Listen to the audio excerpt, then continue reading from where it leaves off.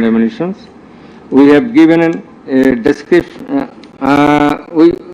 We have discussed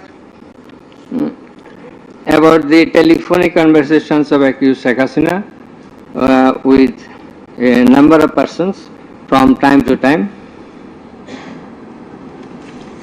We have discussed and extracted the reports of daily newspapers concerning the issues of this case, reports of United Nations Human Rights Commission, reports of Odhikar, another Human Rights Commission, reports of Human Rights Watch, and Globe Institute, and so on. We have discussed about the videos of the occurrences which have been displayed in the tribunal. And we have described the extent of cruelty administered upon the victims who have died and who have been seriously injured and lost their vital organs of the body. And we have talked about seized alamots.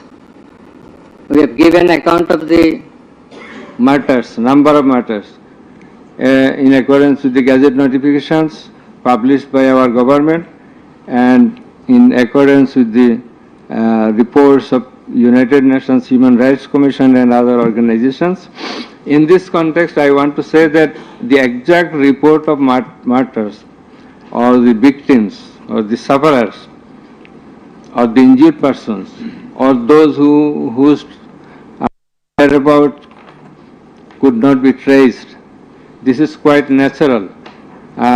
You will understand that since our liberation war in 1971, still we could not finalize the list of martyrs, the list of freedom fighters, list of the war criminals and others. So there are lists, but it varies. So it's a timely matter. It may vary. Somewhere you will find the figure 800, somewhere 1000, somewhere 1400. So substantial amount of the protesters have been killed. This is the fact. We have described the police messages and directions passed from the high-ups to the downwards for doing the needful to control the protesters, curfew orders. Then in part 6, we have given an account of the learned Chief Prosecutor's arguments. The points of arguments, pertinent points of arguments have been described. We have also described the pertinent points of arguments raised by the learned State Defence Council. Thereafter, we have given an account of our observations and inference. And finally, we passed the order. So, this is all about the judgment. Now we will read out the very pertinent portions of the judgment one by one. At first, our learned member 2, he will read out a portion of the judgment commencing from origin and object of the tribunal, jurisdiction of the tribunal, and he will read out Article 7 of Rome Statute, elements of crime against humanity, elements of superior command status, responsibility, and then the charges.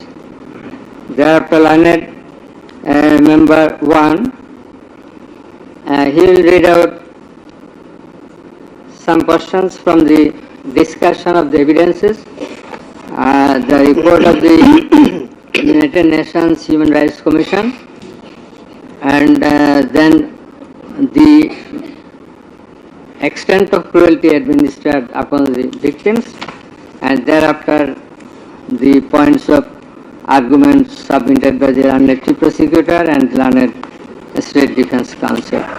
And finally, I will read out the conclusion and the order.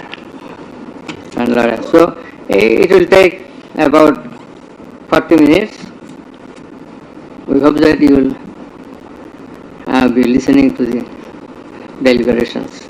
Thank you very much. Now the turn of our learned member to his reading out, as I have mentioned. Origin and object of the tribunal. The International Crimes Tribunal has been established under the International Crimes Tribunal Act 1973 to provide for the detention, prosecution and punishment of the persons for genocide, crimes against humanity, war crimes and other crimes under international law committed within or beyond the territory of Bangladesh, whether before or after commencement of the Act. Jurisdiction of the Tribunal.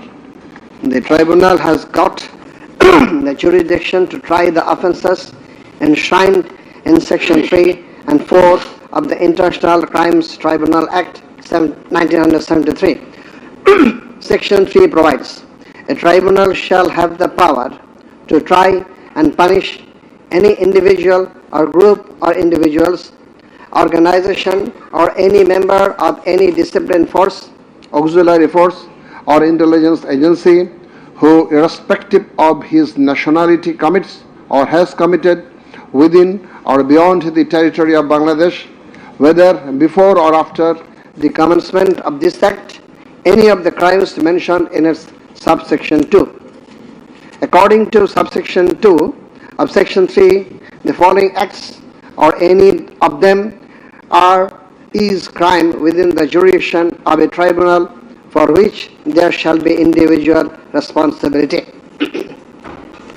The Constitution of Bangladesh has given upper hand in Article 47, Subarticle 3 thereof to the application of the provisions of International Crimes Tribunals Act 1973 in the following manner.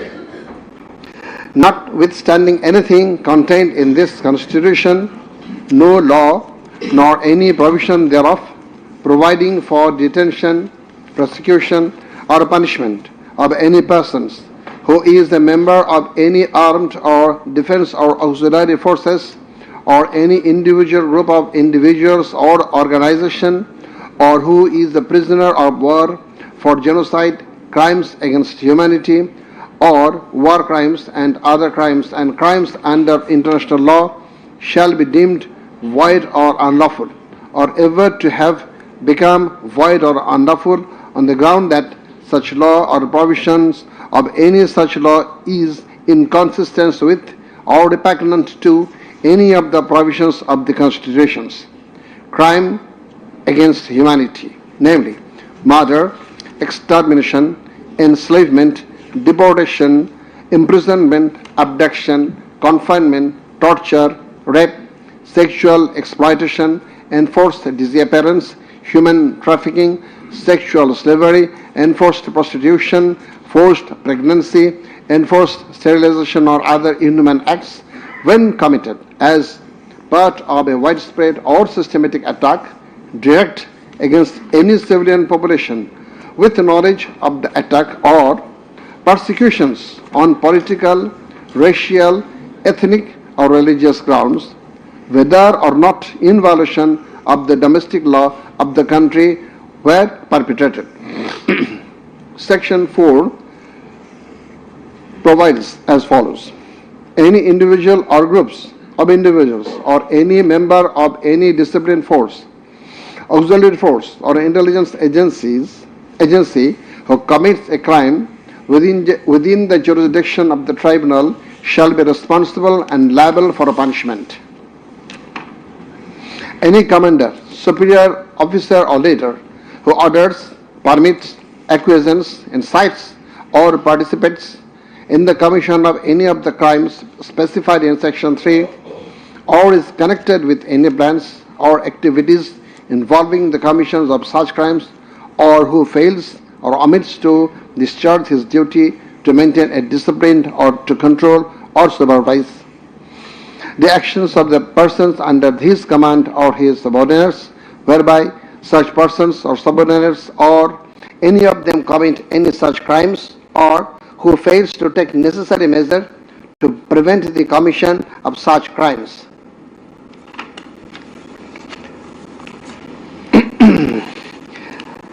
Now, crimes against humanity according to Rome Statute. For the purpose of this statute, crime against humanity means any of the following acts when committed as part of a widespread or systematic attack directed against any civilian population with the knowledge of the attack: A. Murder and weighing the relevant ones, murder, torture, other inhuman acts of a similar character intentionally causing great suffering or serious injury to body or to mental or physical health. The core offense in the instant case is the crime against humanity.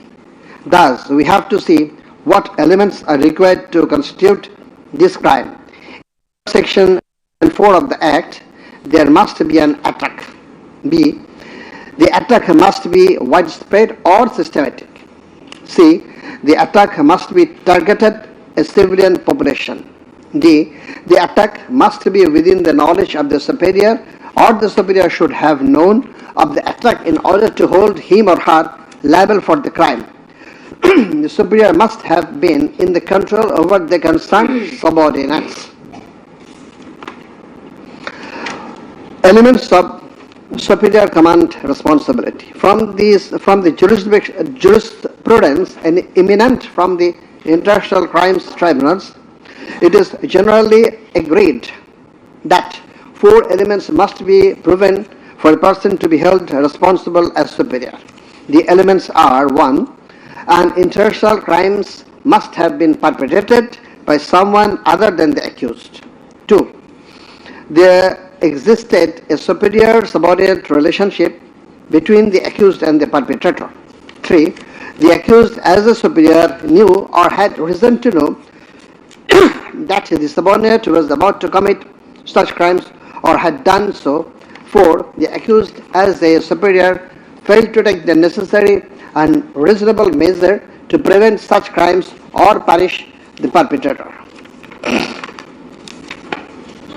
Section 4, subsection 2 of the International Crimes Tribunal Act provides that any commander or superior officer who orders, permits, acquiesces, or participates in the commission of any of the crimes specified in Section 3, or is connected with any plans and activities involving the commission of such crimes, or who fails or omits to discharge his duty to maintain discipline or to control or supervise the actions of the persons under his command or his subordinates, whereby such persons or subordinates or any of them commit any such crime, who fails to take necessary measures to prevent the commission of such crime is guilty of such crimes. Now, I am going to read the charges. On the point of the jurisdiction of this tribunal raised by the learned State Defense Council, it may be noted that there is no scope in law to raise such question, since question of jurisdiction of the tribunal is barred by Section 24 of the International Crimes Tribunal Act. Regarding the allegations against the accused, he merely made flat denials thereto, without showing anything subsistence contrary to the acts complained of. On the other hand, on perusal of the formal charges and the documents submitted therewith, and also in consideration of the submission of the learned Chief Prosecutor and the learned State Defense Counsel, it has been made to appear to us that there are sufficient grounds for framing charges against the accused under Section 3, subsection 2, read with Section 4 of the Act. On hearing both sides, 5 charges were framed against accused Sheikh Hasina individually, and separate 5 charges were framed against accused Asaduzzaman Khan Kamal and Chaudhry Abdullah Al Mamun jointly. But on scrutiny of the documents and examination of the witnesses of the tribunal deems to condign to reshape the charges to reshape the charges for ends of justice, and accordingly the same charges framed earlier have been modified in the following manner. Charge number 1.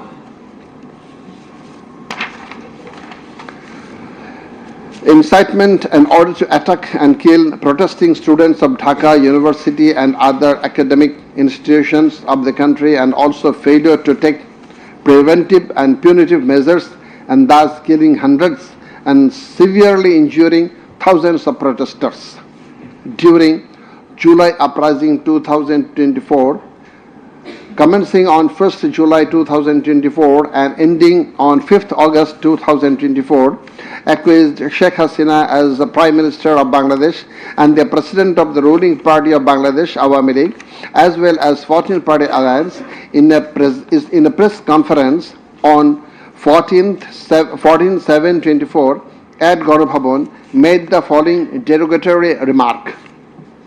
মুক্তিযোদ্ধার নাতিপুতিরা চাকরি পাবে না তো কি রাজাকারের নাতিপুতিরা চাকরি পাবে? If the grandchildren of freedom fighters should not get job, should the grandchildren of Rajakars get it? Pointing towards the protesters of anti-discrimination student movement while demanding rational reform of quota system in government job, whereby the left defamed and aggrieved, since Rajakars are considering as collaborators of occupant Pakistan Army during Liberation War of 71. And thereafter, the term has been being used to stigmatize an individual or group of individuals as enemy of the state of the people. Moreover, in a telephonic conversation with ASM Maksud Kamal, the then Vice Chancellor of Dhaka University, Sheikh Hasina, mentioned that she ordered to hang the protesters as the Rajakars have been hanged before. Furthermore, being incited and inspired by the said remark, Cabinet Minister and Awami League Secretary Obaidul Qadir, separately charged, made another provocative, aggressive remark on 15th July of 2024 at 12 noon, saying, Andolon Domone Chhatroligi Jotheshto. Chhatroligi is enough to bring the movement under control.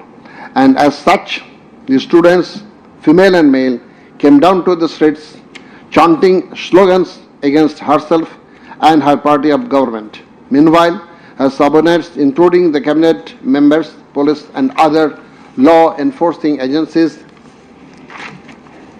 activists of four-party Awami League and its affiliated and allied organization go to incited and inspired of the aforesaid remarks of you and Obaidul Qadir, and thus they launched widespread and systematic attack within your full knowledge upon the peaceful statement protesters in Dhaka University, causing 297 students injured and many others in different educational institutions throughout the country, including Rangpur Begum Rokeya University, where Abu Said was brutally shot dead by police.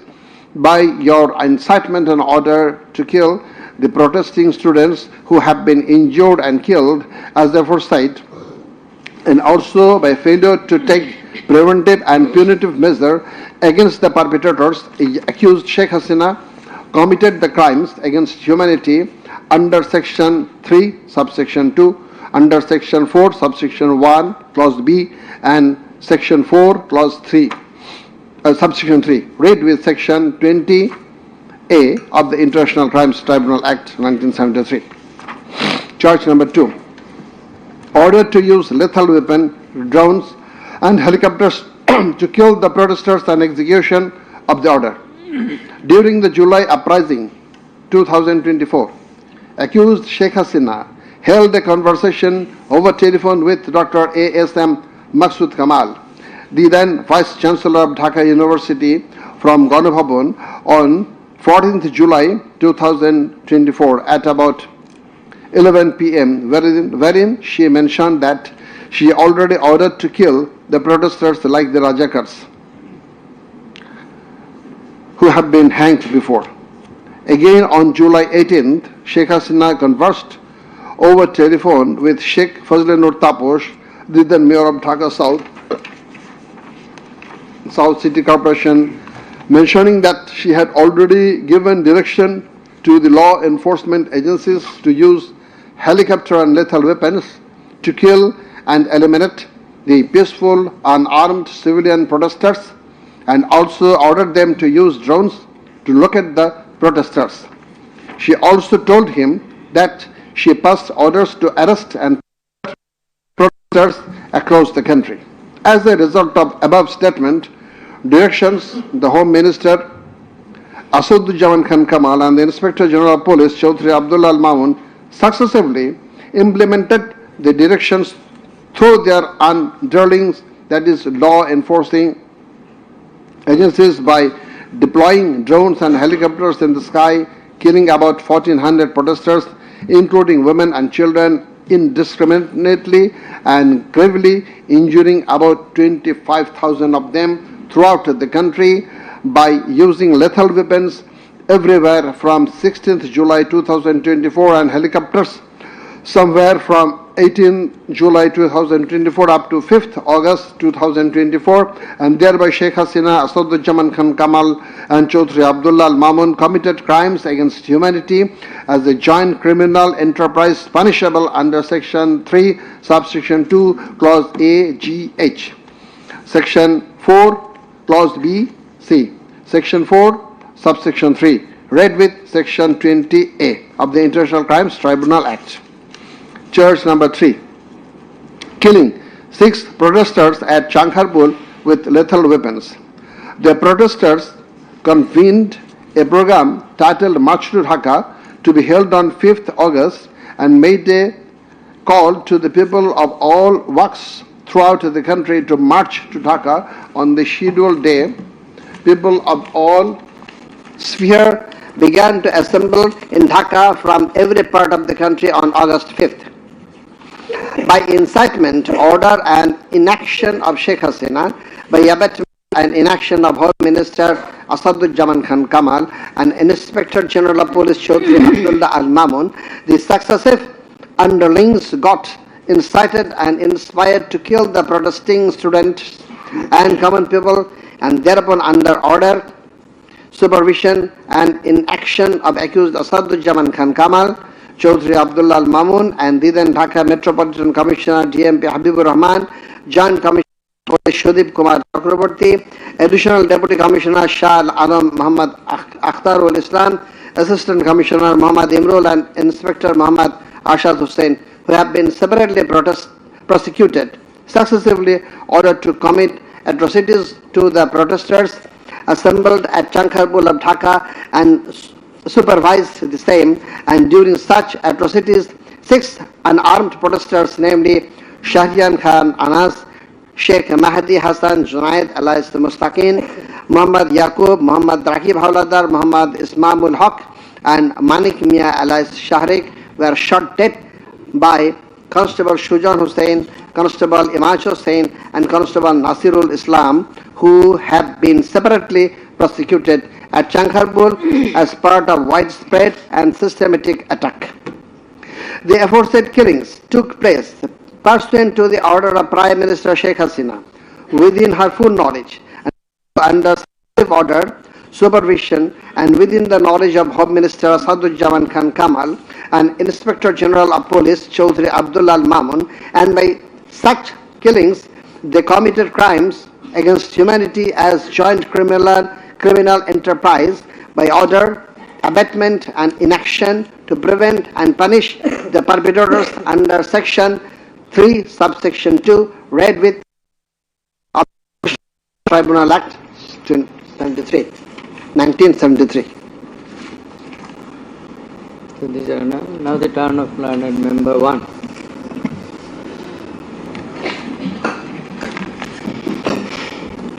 It transpires from the prosecution witnesses deposed in corroboration of the facts of incitement and order of accused Sheikh Hasina to deploy drones and helicopters and also to use lethal weapons to kill the protesters.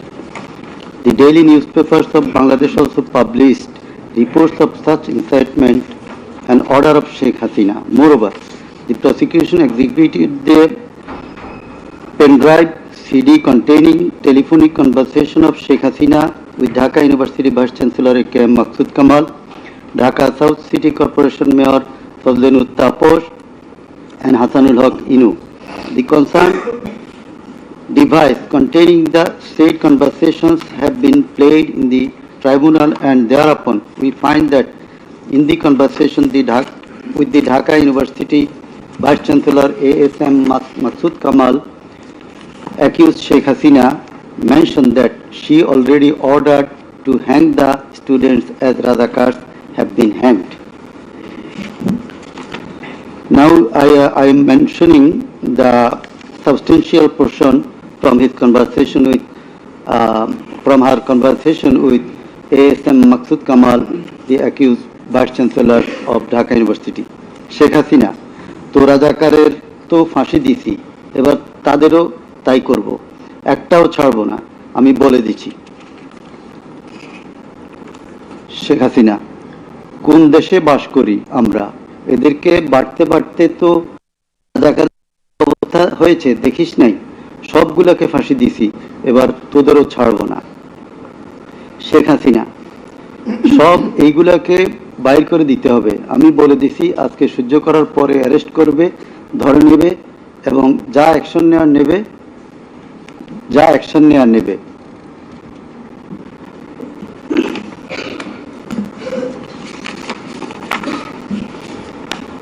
Then it also appears from the conversation with Dhaka South City Corporation Mayor Fazlenur Taposh, accused Sheikh Hasina told him that she ordered to kill the protesting students by using helicopters and lethal weapons.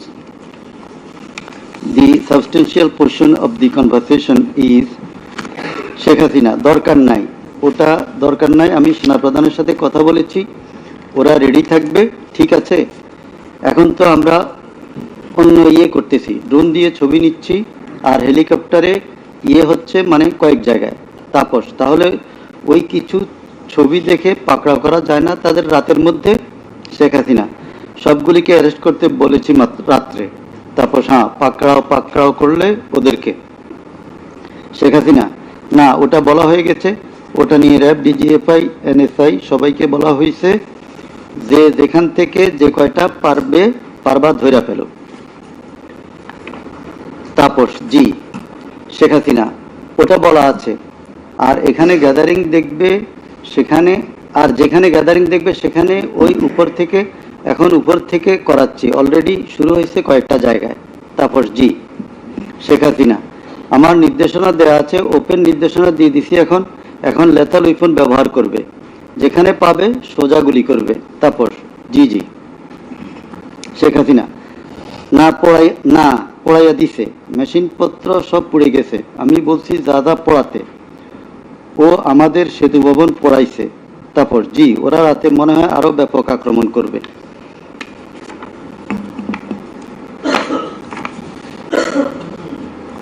In the conversation with the Hasanul Haq Inu, accused Sheikh Hasina mentioned of bombing upon the protesters from the helicopter. The substantial portion, relevant portion from the conversation. Sheikh Hasina, না, আমি বলছি ক্যাজুয়ালিটির দরকার নাই, ওরা barricade নিয়ে আছে তো, ঠিক আছে, আকাশ থেকে নামবে, তখন দুই পাশ দিয়ে ধরবে, মেসেজটা দিয়ে দিতে পারেন যে সেনা পাঠানো হচ্ছে আর হেলিকপ্টার দিয়ে সোজা বম্বিং করা হবে, র্যাবের হেলিকপ্টার দিয়ে উপর দিয়ে মারবে। হাসানুল হক ইনু, আপনি এই জামাত শিবিরের মেরুদণ্ডটা আবার ভেঙে দেন ঢাকা শহরে। শেখ হাসিনা, একেবারে। শেখ হাসিনা, হ্যালো। হাসানুল হক ইনু, হ্যালো, জি, আসসালামু আলাইকুম, আমি ইনু বলছিলাম, হ্যালো। শেখ হাসিনা, হ্যাঁ বলেন। আচ্ছা, আমি এটা স্ক্রলে দিয়ে দিতে বলছি যে তোমরা ছাত্ররা সব ঘরে ফেরো, গার্ডিয়ানদেরকে বলছি এইখানে কিন্তু জঙ্গি হামলা হয়েছে। হাসানুল হক ইনু, হ্যাঁ এটা রাইট রাইট। শেখ হাসিনা, না এটা আমাকে বেশ কিছু আন্তর্জাতিক পাইছি, তারা এটাকে জঙ্গি হামলা হিসেবে কনসিডার বলতেছে। হাসানুল হক ইনু, হ্যাঁ জঙ্গি হামলাই হয়েছে, এই কার্ডটা খেলবো আমরা এখন। শেখ হাসিনা, না কার্ড খেলা না, এটা আমি আগে করি নাই, কিন্তু আমাকে আন্তর্জাতিক সংস্থা থেকে মেসেজটা দিচ্ছে যে এটা জঙ্গি হামলা। হাসানুল হক ইনু, জঙ্গি সন্ত্রাসের মোকাবেলা করছে এখন সরকার। শেখ হাসিনা, তারা আমাকে এটাই বলছে যে এটা জঙ্গি হামলা, দিয়ে দিব পেপারে।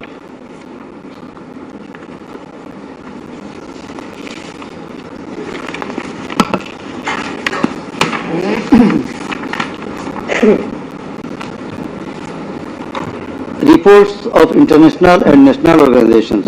United Nations Human Rights Office held an investigation into July-August 2024 atrocities in Bangladesh and mentioned in its report that the following inhuman and unlawful acts were committed by protesters during the movement and reported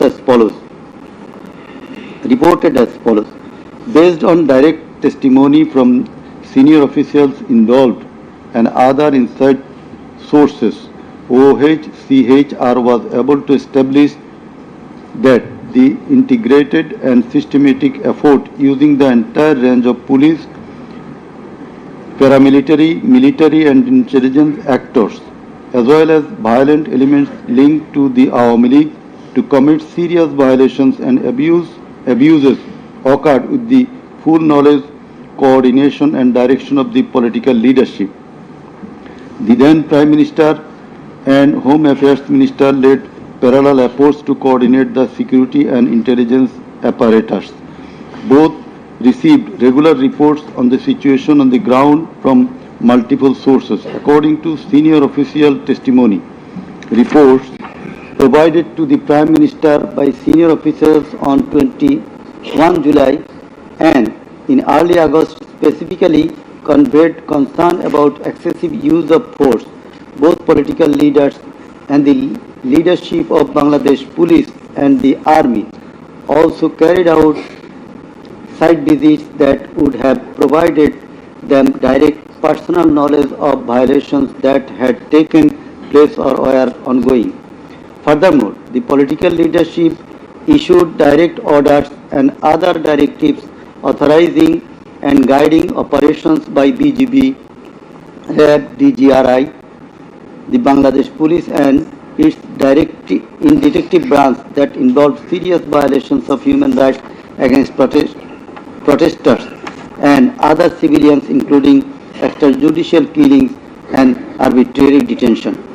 Based on reported deaths complied by governmental and non-governmental sources in combination with other available evidence, OHCHR assesses that as many as 1,400 people could have been killed during the protests. The vast majority of whom were killed by military rifles and shotguns loaded with lethal metal pellets commonly used by Bangladesh's security forces. Thousands more suffered severe, often life-altering injuries. More than 11,700 people were arrested and detained, according to the information from the police and RAB provided to OHCHR. Government attempted to intimidate and delegitimate the student protest movement, mobilized of Satruli, police and paramilitary forces, materialize of policing in Bangladesh, incited violence by armed Awami League and activists on and around university premises, conducted coordinated attacks by armed Awami League supporters and the police, use of force violations by police, RAB and BGB, including extrajudicial killing, like killing Abu Said of Begum Ruqayya University, Rangpur, 16 July, made systematic indiscriminate use of shotguns loaded with lethal ammunition, suppressed peaceful assembly at Dhaka University on 17 July. Police, RAB and BGB extrajudicially killed protesters in Uttara on 18 July. Disproportionate and indiscriminate use of firearms in response to violent unrest, indiscriminately shooting in Rampura and Badda by BGB and police on July 19. Violently cleared the Dhaka-Chattogram highway in Jatrabari on between 16 to 21 July. Extrajudicial killings to suppress the march to Dhaka on August 5 involved the army who shot at protesters at Jamuna Future Park on 5th August 2024, used helicopter to intimidate and deploy possibly unlawful force, obstructed of medical care and denied necessary medical documentation, obstructed medical treatment of victim Sheikh Asabul Yamin, shot by police, caused mass arbitrary arrest, detention without due process and torture and ill treatment, caused block raids and mass arrests including injured persons. Students and opposition leaders attacked journalists, children and women and caused unjustified shutdown of internet. In the said report, Mr. Volker Turk, the High Commissioner of Human Rights Office of United Nations, that the atrocities committed in July Revolution 2024 in Bangladesh was concerted and systematic in order to remaining in power. There are cogent grounds to believe that hundreds of extrajudicial killings, arrest, detention and torture were carried out by the political leaders and the highest law enforcing authorities within their knowledge and under their direction and supervision as strategy to suppress the government, whereby human rights have been seriously violated and thus international crimes have been committed. He also observed that the evidences collected do depict a picture of widespread state atrocities and targeted killings. He further remarked that such atrocities ought to be brought under accountability. There are many other similar reports by the Global Institute International Truth and Justice Project, Bloodshed in Bangladesh,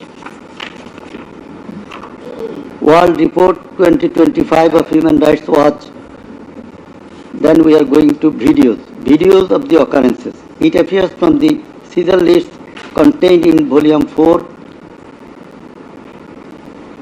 captions, Caesar list and documentary evidence that a good number of videos of the alleged occurrences have been seized by the investigating officer, which are described below. Number 1. A video of 1 hour 23 minutes and 5 seconds showing a press conference dated 14 July 2024 of accused Sheikh Hasina after her return from China, in which she, in answer to a question of one journalist, angrily remarked, pointing towards the protesting students, মুক্তিযুদ্ধের বিরুদ্ধে আর মুক্তিযোদ্ধার বিরুদ্ধে এত ক্ষোভ কেন? মুক্তিযোদ্ধাদের নাতিপুতিরা চাকরি পাবে না তো কি রাজাকারের নাতিপুতিরা পাবে?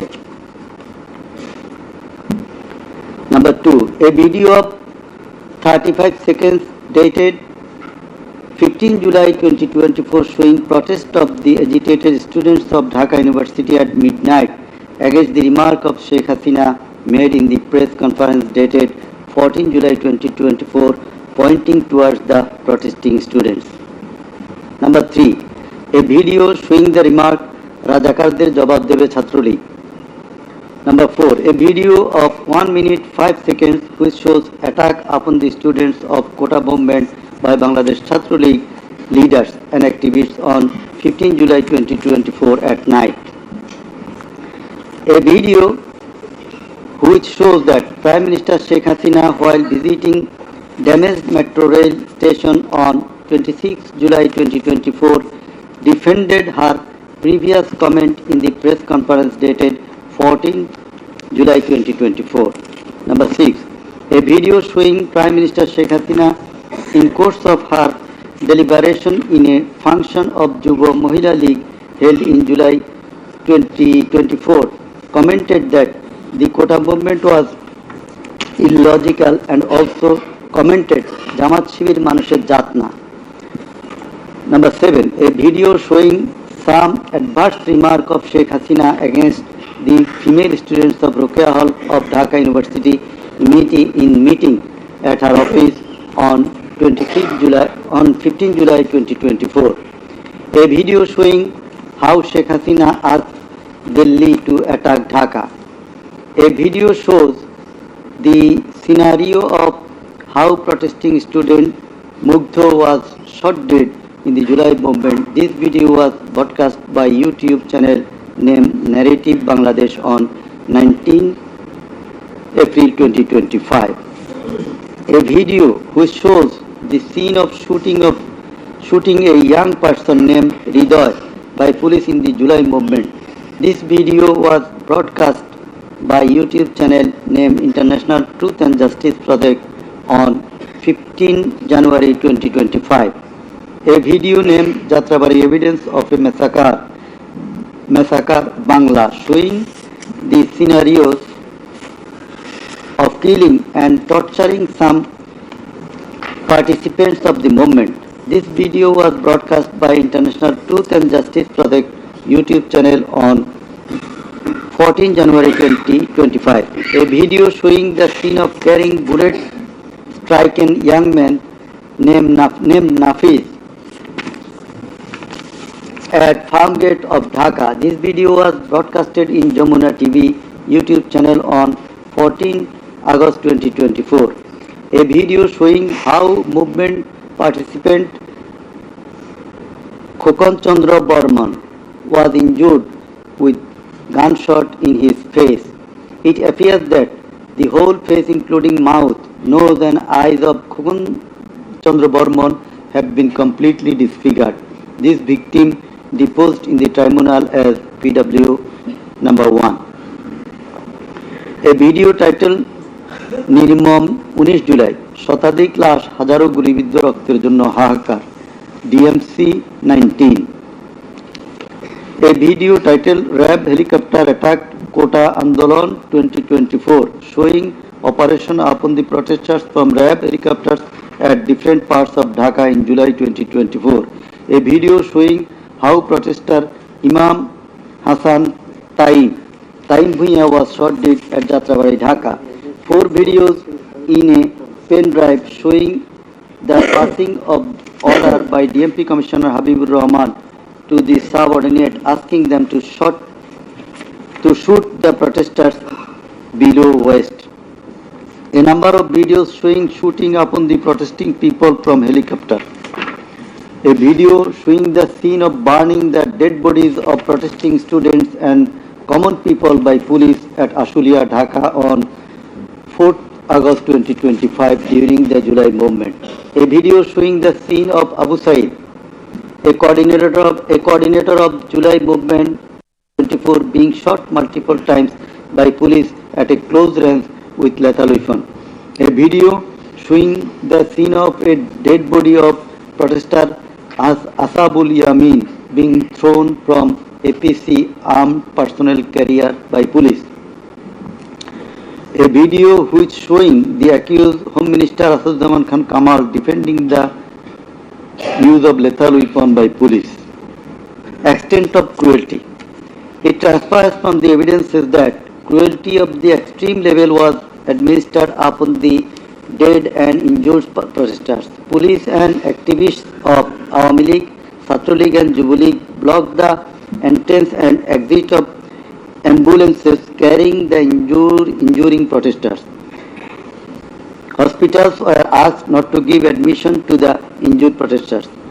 It appears from the testimony of PW2 that in some cases patients were searched by police and ruling party activists, doctors were intimidated and some of the doctors were transferred due to giving treatment to the protesting injured persons.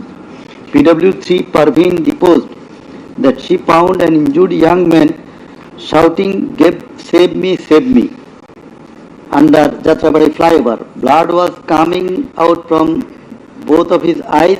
Parveen pulled him up and put him on her shoulder and looking for a rickshaw. And then 14 to 15 armed police shot them. The injured man, being hit by bullets, fell down from her shoulder. They also shot PW Parveen at her left eye, lower abdomen and other parts of the body. Blood was gushing out of her body and thus she fell down. Coordinator of the movement, Abu Said of Begum Roka University, Rangpur, was shot at a close range. Doctors were forced to change his post-mortem report 5 times. PW8 Naim Chikdar was shot at a close distance of 5 meters. He was hit by 500 bullets and 3 hospitals refused to admit him, apprising that Prime Minister Sheikh Hasina instructed to refuse admission to the protesting patients. PW8 also said that Chhatro League activists were searching him and as such he was hidden in separate room by the doctors. It is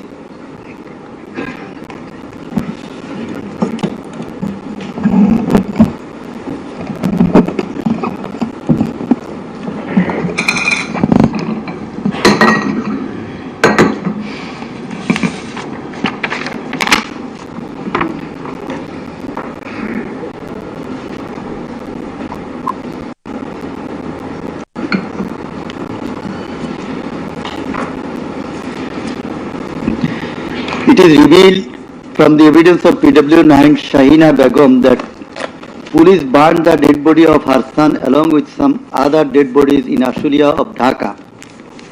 PW10 MD Enab Nazez Zaki also stated that his son was killed and then the dead body was burnt by police in Ashulia.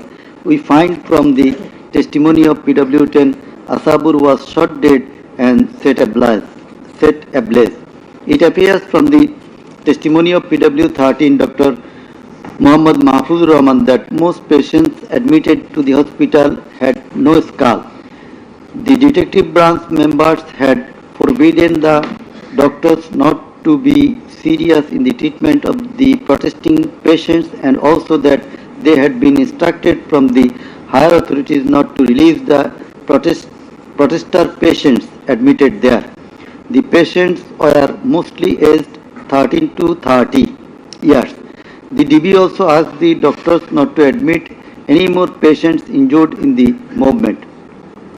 This witness also said that in order to hide the injured patients from the sight of DB personnel, the doctors adopted some tactic like changing the names of the patients and the type of injury in the admission register and recording road accident or other reasons instead of bullet wounds. It appears from the evidence of PW15 Dr. Hassanul Banna that police and Awami League activists prevented treatment of the protester patients, prohibited new admission of such patients, checked admission register, took away list of patients, set down entrance of the hospital and prevented entrance and exit of the ambulances and patients. This witness also said that one patient named Mustaqim Billah was admitted through an alternative entrance. To save the protester patients, the doctors had to change the name of the patients and particular of their problems. Remove them from the general ward to the post-operative ward, ICU, special cabin. He added that treatment was given to such patients at risk of life of the doctors. We find from the deposition of PW18, Dr. Razibul Islam, that he was forced to change the post-mortem report of Abu Said 4 to 5 times. He was threatened with the saying that if he does not change the cause of death of Abu Said, he would be prosecuted. He was further told that there was an intelligence report against him. PW19 Shariful Islam was injured in the bombardment in Kustia. 62 pellets were removed from his body and 500 more still in his body. It is revealed from the evidence of PW21 Dr. Zakia Sultana that on 18 July 2024 they received 200 patients aged about 14 to 25 years with bullet injuries.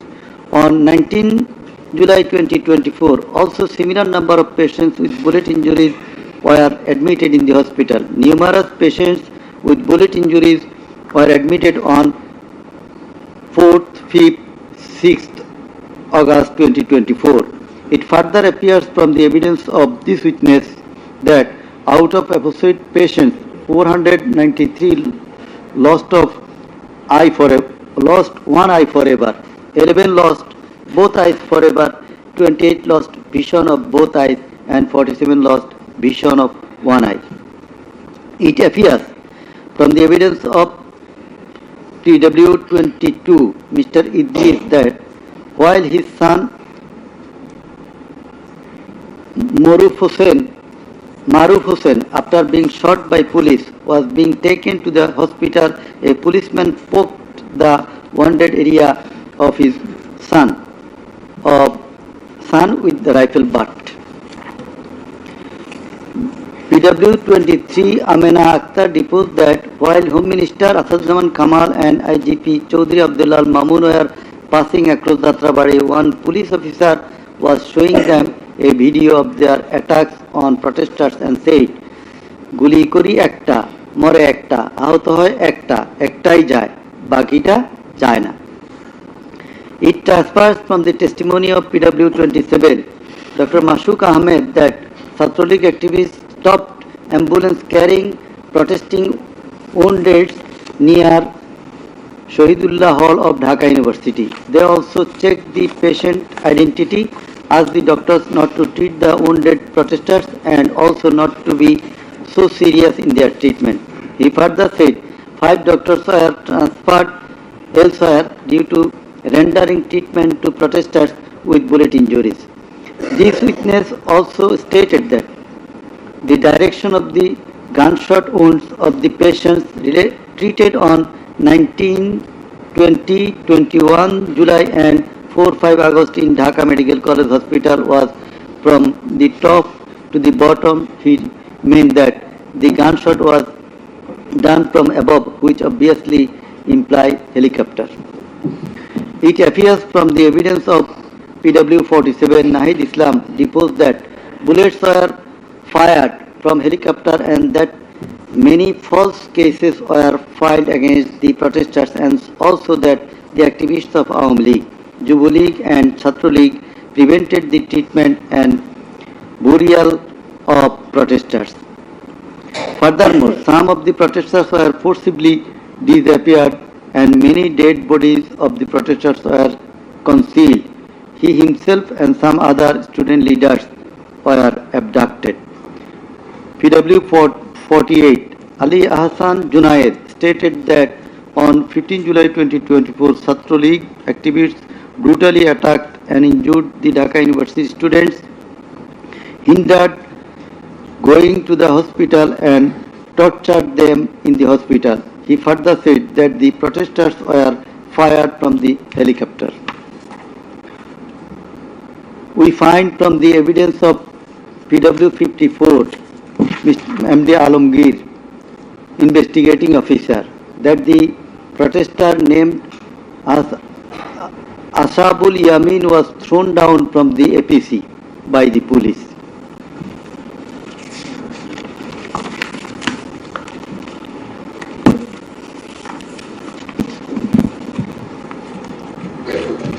Summing up by the learned Chief Prosecutor. The learned Chief Prosecutor advanced argument on conclusion of the testimonies of the prosecution witnesses. He submitted that the instant case is an unprecedented and unexceptional one in the history of this subcontinent. After achieving independence in 1971, The people of the country had a great expectation and belief that all sorts of suffering, poverty, tyranny and high-handedness of the government and the mighty quarters would come to an end and people would enjoy liberty, happiness and all fundamental rights, but all these have been doomed to ashes. The learned prosecutor dubbed the ruling party Awami League as fascist ab initio. From the very inception of independent Bangladesh, the Awami League government concentrated to perpetuate its power by way of exploitation, torture, killing, abduction, denial of democracy and fundamental rights of the people, freedom of press and speech, as well as social justice, and thereupon established dictatorship by forming Bakshal. The then Awami League government led by Sheikh Mujibur Rahman planned in connivance with a neighboring country to weaken and abolish our glorious army and thus formed Rakhi Bahini, an armed organized parallel to the army. In the like way, after coming to the power in 2008, accused Sheikh Hasina's government committed the same acts like torture, abduction, killing, false prosecution, imprisoning, confinement, enforced the appearances, so dominated judiciary, restricted the freedom of press and freedom of speech.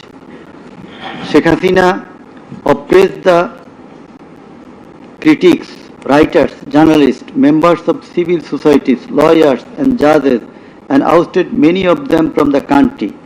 The then Chief Justice Sheikh S.K. Sinha, eminent writer and journalist as well as historian Mahmudur Rahman, politician and journalist Pinaki Bhattacharya, Shafiq Rahman, Ilyas Hussain, Kanak Sarwar, Mushfiqul Fazl Ansari, Waliullah Numan, Shahid Alam, Jawad Nirjar, Tasneem Khalil, Julkarnain Shair, Barrister Abdul Razzaq were driven out of the country for speaking the truth and criticizing the government's misrule, oppression and loopholes.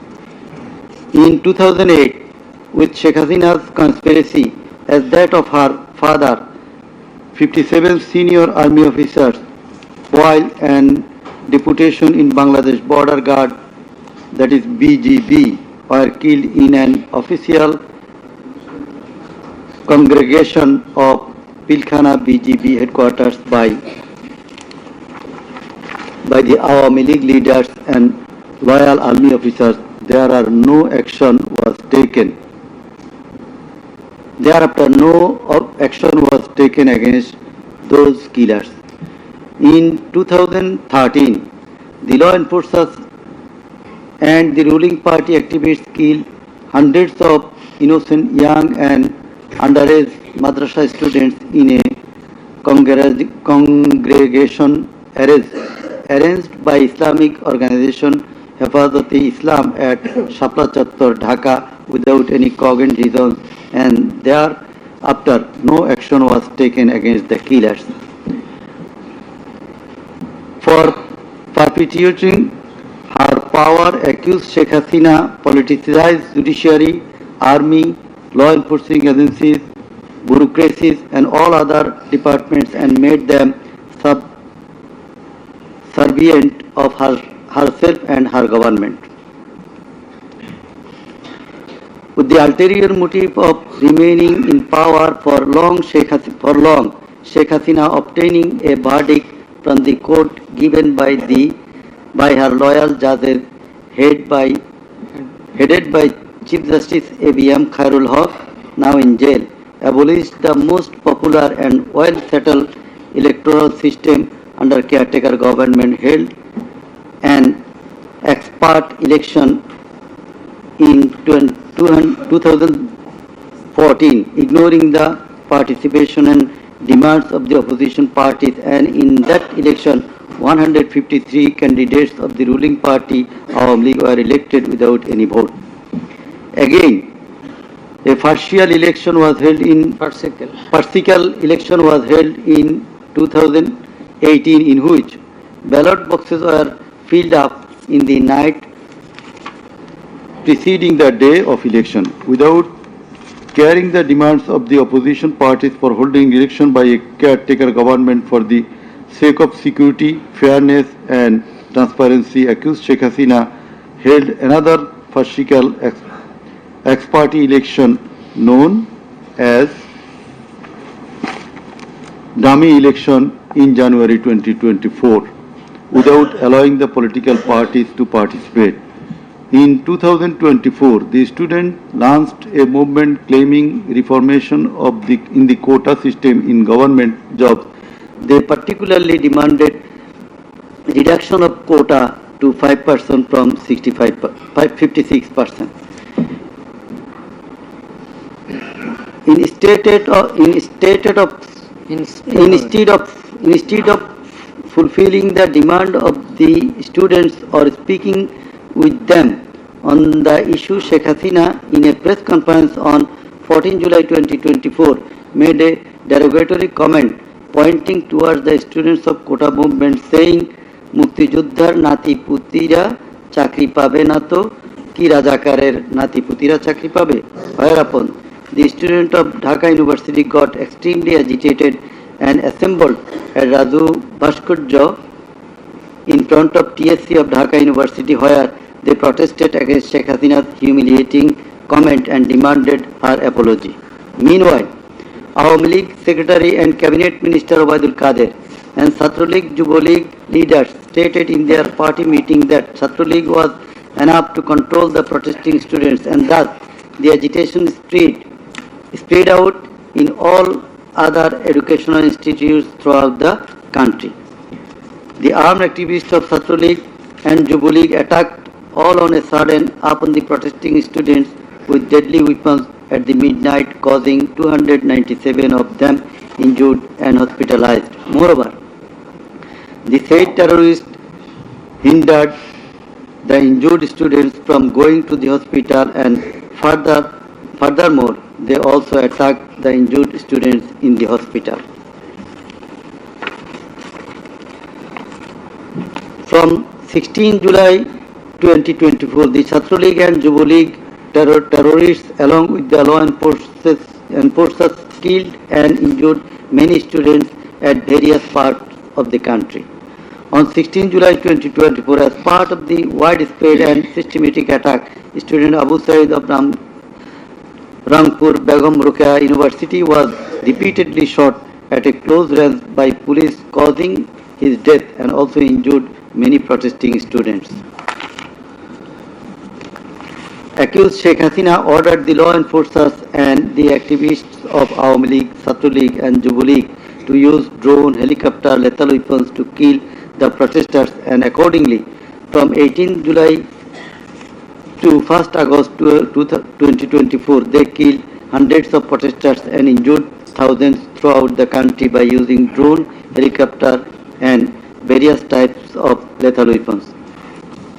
As part of the widespread and systematic attack, in pursuance of the incitement and order of accused Sheikh Hasina and direct participation, abatement order and supervision of accused Asaduzzama Khan Kamal and Inspector General of Police Chaudhry Abdullah Al Mamun, 6 protesters were brutally killed and many were seriously injured with lethal weapons by police at Sankarpur on 5th August 2024.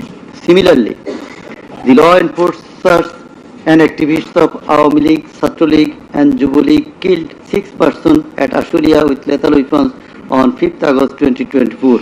One of the 6 was unidentified. After being shot dead, police inhumanly burned the dead bodies. Before being burned, the dead body unidentified protesters was alive. The learned chief prosecutor submitted that the family members of the martyrs, the injured victims and other witnesses proved the opposite occurrences. The said occurrences were also recorded in videos and audios which have been played in the tribunal. The conversations recorded in DVD, CD and the videos of the occurrences have been examined by the CID experts who found that the said conversations and videos are not generated by artificial intelligence. In addition to the incitement, order, participation of the accused in the alleged atrocities, the accused are liable for their abstention from taking measures for the prevention of the same or taking any punitive measures against the doers thereof. Being the Prime Minister, accused Sheikh Hasina was the Supreme Commander of the law enforcing agencies, inclusive of the Home Minister and the Inspector General of Police, and as such, the crimes against humanity in question could not take place without the involvement, express or tacit of them. The learned Chief Prosecutor added that the movement of the students continued for 36 days, during which, as stated herein before, hundreds of protesting students and common people were killed and thousands were seriously injured, most of whom became permanently handicapped and blind, but accused Prime Minister Sheikh Hasina and the other accused and none of the government authorities or the leaders of the ruling party Awami League expressed concern or remorse for such atrocities so far.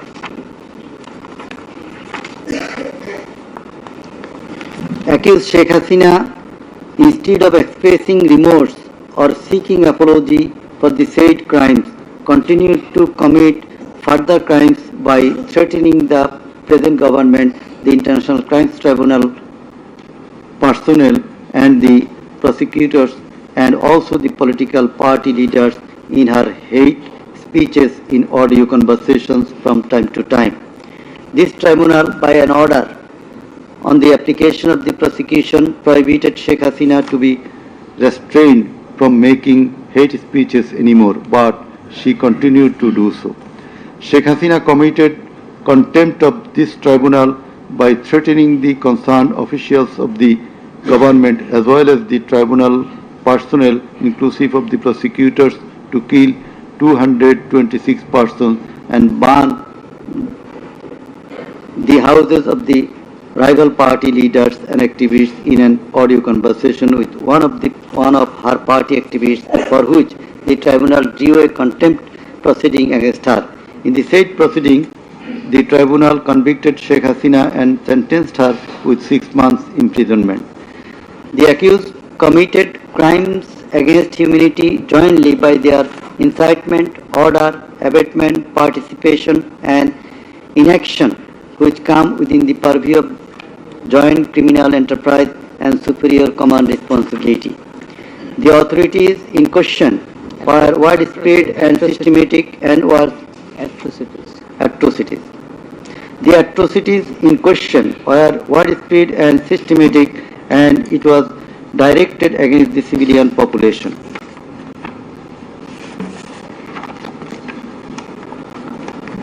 The learned Chief Prosecutor concluded his submission with the saying that in the circumstances it has been proved and established beyond reasonable doubt that the accused committed the crimes against humanity by their incitement, order, participation, abatement and also inaction, whereupon they deserve the maximum punishment as prescribed by Section 3, subsection 2, A, G, H and Section 4, subsection 1, subsection 2A, 4.2b, 4.2c and 4.3 of the International Crimes Tribunal Act 1973.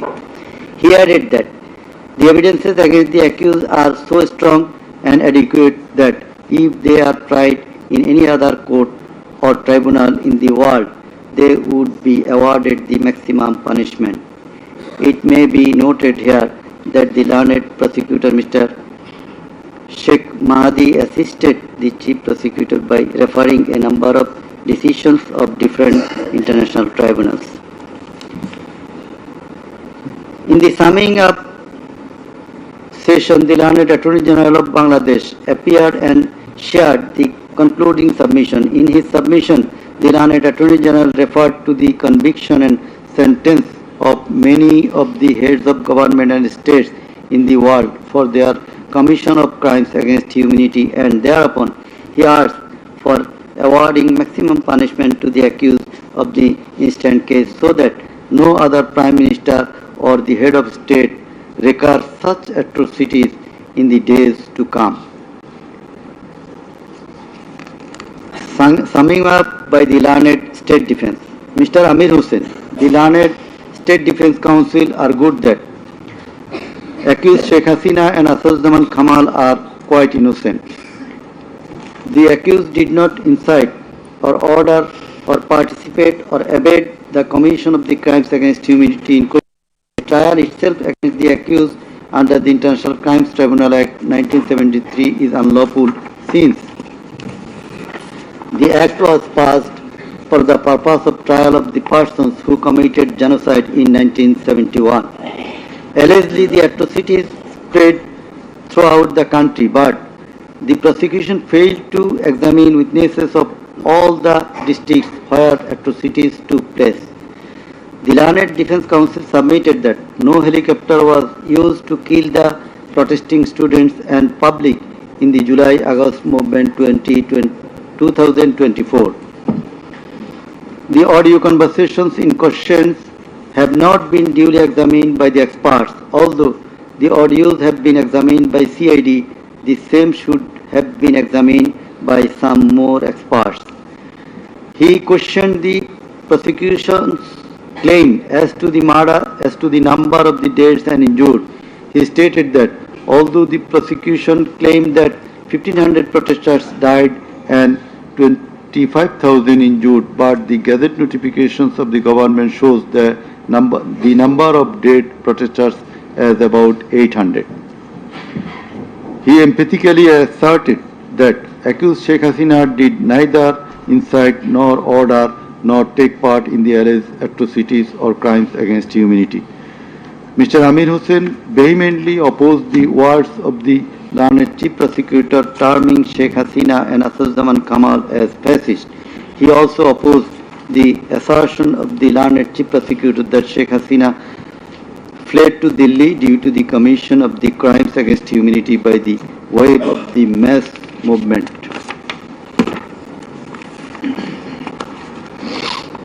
Rather, she was compelled to depart the country against her will. The Learned State Defense Council argued that the attack in question was neither widespread nor systematic nor directed against the civilian population. The Learned State Defense Council further submitted that the accused Sheikh Hasina and Asad Kamal cannot be held liable for joint criminal enterprise or superior command responsibility. He finally submitted that accused Sheikh Hasina and Asad Kamal are quite innocent and as such they deserve to be acquitted of the charges.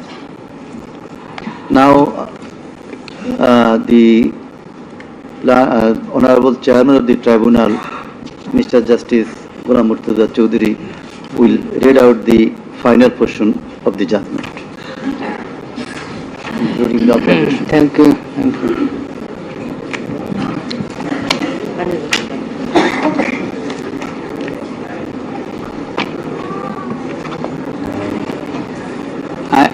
I will start with some matters of judicial notice. And before that, I am sorry that I did not mention the name of learned prosecutor Mr. Abdus Subhan Tarafdar. Sometimes he was found here. I think he remains busy in the tribunal too. Sorry? So, and he was seen sometimes here to assist us. So, our thanks to him as well. We have taken judicial notice of some incidents. Number 1, accused Sheikh Hasina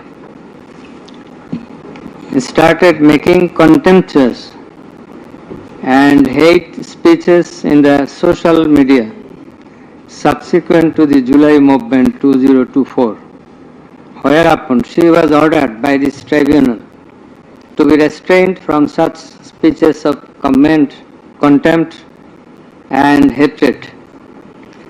Secondly, in a telephonic conversation with a party activist named Mr. Shakil, accused Sheikh Hasina infringing tribunal's order, made some hateful and contemptuous remarks, asking said activist Shakil to kill 226 persons, as 226 cases have been filed against her, and to burn the houses of the rival people, whereupon this tribunal convicted her for contempt of the tribunal and sentenced her to 6 months imprisonment.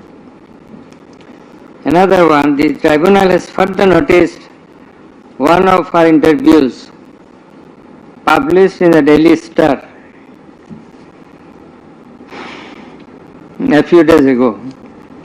The date has not been noted here, in which she impliedly admitted that atrocities had certainly taken place in July movement 2024, but she denied that she ordered to commit such atrocities. It has further been noticed by the tribunal that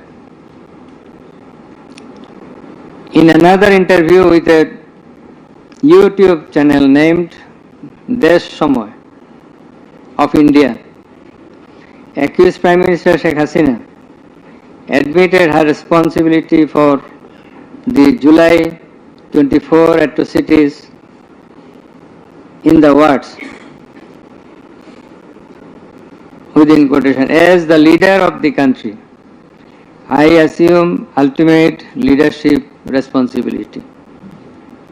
Furthermore, we have noticed that Sheikh Hasina made an interview with Delhi Ananda Bazar of India on 7 November 25, wherein she admitted her superior command responsibility. So you may find the newspapers. Now I will start with our observations and inference. From the foregoing findings, facts and circumstances, it transpires that the students of Dhaka University and other academic institutions had launched a movement on 1 July 2024 demanding reformation in the quota system in the government jobs and continued the same till 5 August 2024. The government did not pay heed to the demands of the students.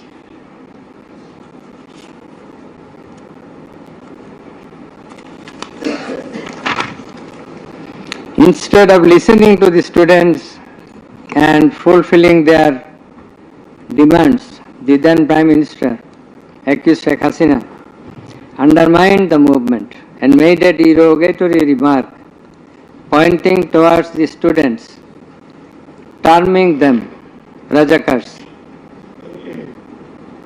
The term is an objurgation. In Bangla, this is a gali. In her words, Mukti Joddhar Natiputira Chakri pabe na to Rajakarer Natiputira pabe. As the aftermath of aforesaid objurgation and the derogatory remark of accused Sheikh Hasina, the students, including female students who were at the forefront of Dhaka University, burst into a rage and assembled at the Raju Bhaskarya in front of TSC of Dhaka University and vehemently protested against the said objurgation and defamatory words of Sheikh Hasina, and also demanded her apology and withdrawal of the said words. In the night following 14 July 2024, accused Sheikh Hasina held a telephonic conversation with Dhaka University Vice Chancellor A.S.M. Maksud Kamal, and in course of the conversation, Sheikh Hasina said, রাজাকারদের তো ফাঁসি দিয়েছি, এবার তোদেরও তাই করব, একটাও ছাড়ব না, আমি বলে দিচ্ছি। Rajakars have been hanged, now they also will be hanged, none will be spared. I have already ordered. This is the translation. She again said, রাজাকারদের কি অবস্থা হয়েছে দেখিস নাই, সবগুলোকে ফাঁসি দিছি, এইবার তোদেরও ছাড়ব না। In the said conversation, Sheikh Hasina further said, আমি বলে দিচ্ছি আজকে সহ্য করার পর অ্যারেস্ট করবে, ধরে নেবে এবং যা অ্যাকশন নেওয়ার নেবে। And it is crystal clear that Sheikh Hasina expressed her incitement to the activists of her party Awami League and affiliates, Chhatro League and Jubo League, and also gave provocation to the protesters, and furthermore she expressed that she ordered to kill and eliminate the protesting students. The concerned pen drive CD containing the above conversation as well as the transcript thereof have been submitted in the tribunal. In addition to the above, on 15/7/2024, Awami League Secretary and Cabinet Minister Ubaidul Qadir made another provocative remark, saying, Andolon Domane Chhatro League is যথেষ্ট. Chhatro League is enough to control the movement. Whereupon the protesting students of Dhaka University burst into anger and vehemently protested against Sheikh Hasina, Ubaidul Qadir and the government. The activists of Chhatro League, Jubo League attacked the protesting students with various deadly weapons and severely injured hundreds of them, whereupon they had to be hospitalized. The attackers impeded the injured students proceeding to the hospital and also impeded their treatment. Moreover, the attackers made further attacks upon the students undergoing treatment in the hospital. In consequence of the above noted incitements of Sheikh Hasina, in the press conference on 14 July 2024, her order to kill them as revealed in her conversation on the following night with Dhaka University Vice Chancellor, and also the provocative and aggressive remark of Awami League Secretary Ubaidul Qadir, the law enforcers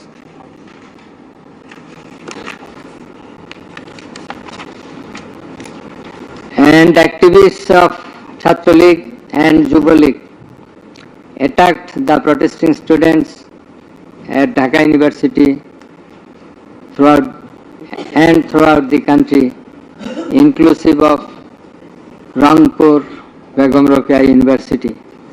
And in furtherance thereof, police shot Begum Rokeya University student Abu Said repeatedly at a close range, whereupon he succumbed to the gunshots.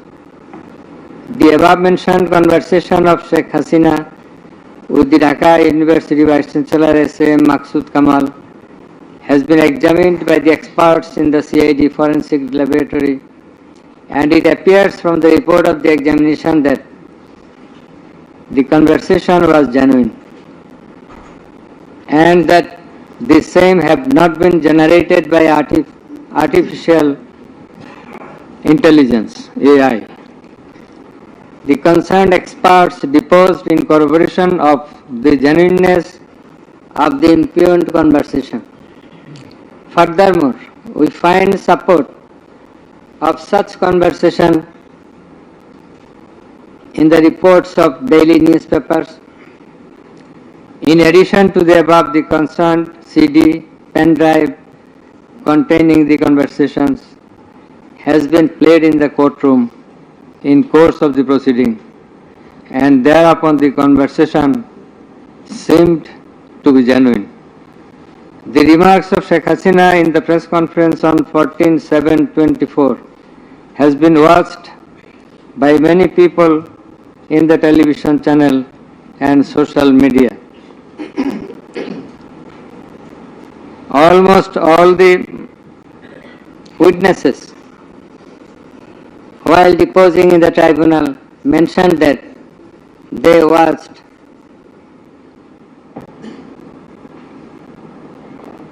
the videos in the media. Moreover, the national daily newspapers published the said remarks on 15/7/24. The remark of Obaidul Qadir was published in the news, it's a repetition, over and above said inciting remark and killing and order of killing by Sheikh Hasina and the provocative remark of Obaidul Qadir have not been denied by them. Although State Defence Council, the Lardent State Defence Council for the absconding accused Sheikh Hasina and Asaduজ্জামান Khan Kamal submitted that the conversation between Sheikh Hasina and ASM Kamal, Maqsood Kamal, has not been properly tested, but he failed to show any cause and reasons in this regard. The prosecution witnesses proved the attack upon the Dhaka University students by the activists of Awan League, Chhatra League and Yuva League following the incitement and Sheikh Hasina's order of killing, as well as the provocative remark of Obaidul Qadir. Sheikh Hasina ordered the law enforcing agencies to use drone for locating the congregating protesters and thus to use helicopter and lethal weapons to kill them.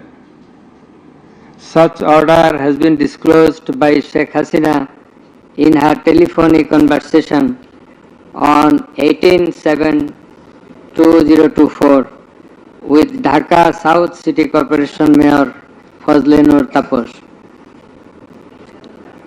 as it has been read beforehand, and also with Hassanul Haq Ino. The concerned pen drive CD containing the aforesaid conversations have been submitted in the tribunal. The said conversations have been examined in the forensic laboratory of CID, and the concerned experts found that the conversations were genuine and not generated by artificial intelligence, AI. Moreover, the pen drive CD containing the conversations in question have been played in the courtroom, and we have heard the conversations, and thereupon it appeared to us that the conversations are real, not fake and fabricated. Accused Prime Minister Sheikh Hasina, accused Home Minister Asaduজ্জামান Khan Kamal, accused Inspector General of Police Chaudhry Abdullah Al Mamun acted jointly in connivance and collaboration with each other to commit the atrocities in order to kill the protesters throughout the country. It has been disclosed by Chaudhry Abdullah Al Mamun in his testimony that a core committee consisting of Home Secretary Jahangir, Additional Home Secretary Political Mr. Tipu Sultan, Additional Secretary Reza Mustafa, SB Chief Monirul Islam, DB Chief Harun Rashid, RAB DG Barrister Harun Rashid, DMP Commissioner Habibur Rahman, DG of BGB Major General AKM Major General Ashrafuzzaman Siddiqui, DG of Ansar Major General AKM Aminul Haq, NTMC Chief Major General Ziaul Hassan, DGFI Chief and NSI Chief used to hold meeting every night after 19 July 2024 at the residence of Home Minister Asaduzzaman Khan Kamal. Accused Chaudhry Abdullah Al Mamun said that instruction to the core committee used to come from the Prime Minister. He also said that at one stage of the movement, it was decided to use drone to locate the gathering of the protesters and to use helicopter and lethal weapons to control the movement. In a meeting of the core committee, Sheikh Hasina passed a direction to use lethal weapon. Additional DIG Joardar, who was present there, communicated the message to the police officers throughout the country to use lethal weapons accordingly. Furthermore, Chaudhry Abdullah Al Mamun said that in pursuance of the remark of Obaidul Qadir and Nanak, that Chhatra League and Yuva League are enough to bring the movement under control.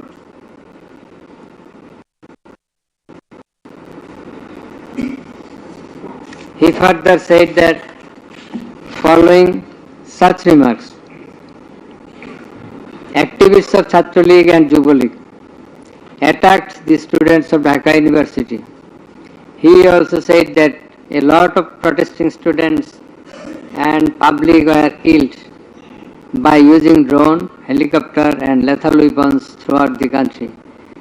Chaudhry Abdullah Al Mamun further asserted in his testimony that he, along with Home Minister Asaduzzaman Khan Kamal, Home Secretary and DMP Commissioner, went to Narayanganj on 29/7/24 to observe the situation of the movement, and on the way they stayed for a while in front of Jatrabari police station, and then DC Iqbal of Wari Zone showed a video to the Home Minister on his mobile and said, "We shoot one, that one dies, that one gets injured, but the others do not move."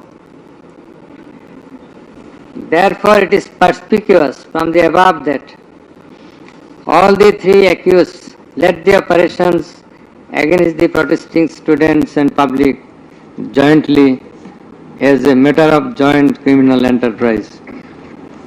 As the aftermath of Sheikh Hasina's order, as well as the supervision and guidance of accused Home Minister Asaduzzaman Khan Kamal and IGP Chaudhry Abdullah Al Mamun, the law enforcers and activists of Awami League, Chhatra League and Yuva League invaded the protesting students and public throughout the country by using drone, helicopter and lethal weapons, causing death to about 1,500, inclusive of 6 protesters at Sankarpur of Dhaka, namely Shahriar Khan Anas, Mahdi Hassan Junaid, MD Yaqub, MD Raqib Hawladar, Muhammad Ismamul Haq, Manik Mia alias Shaharik, and another 6 protesters at Ashuria of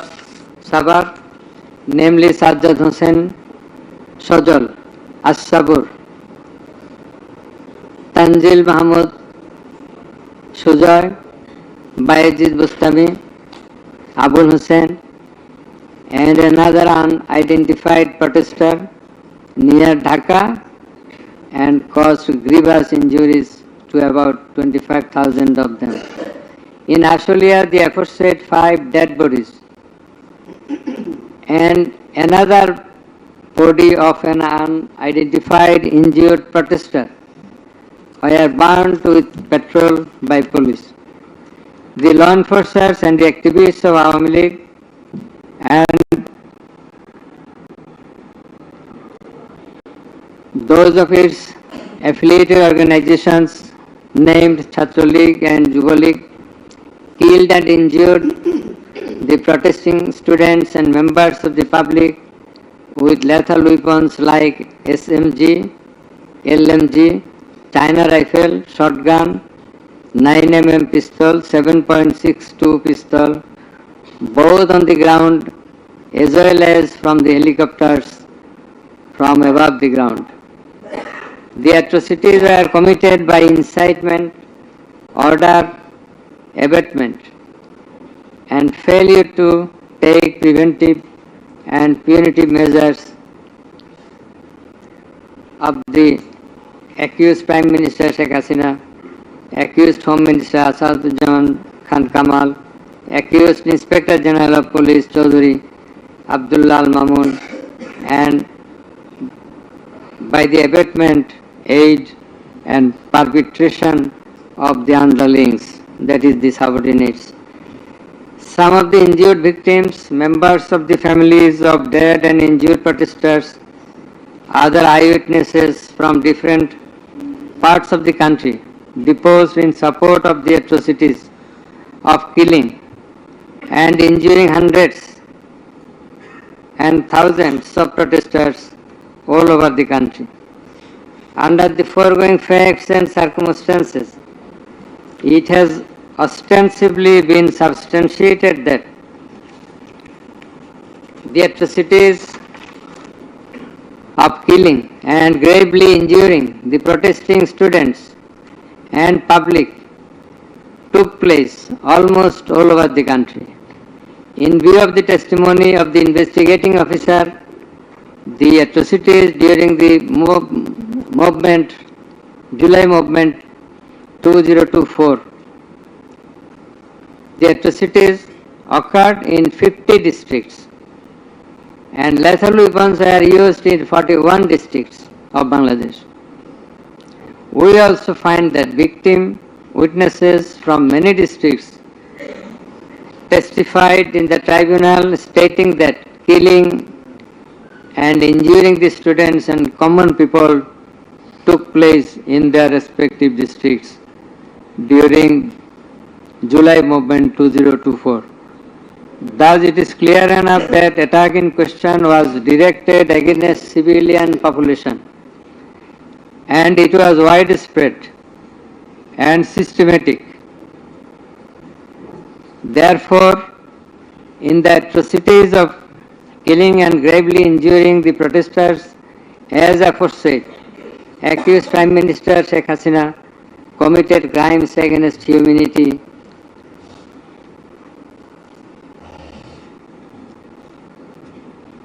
by her incitement, order, and also failure to take preventive and punitive measures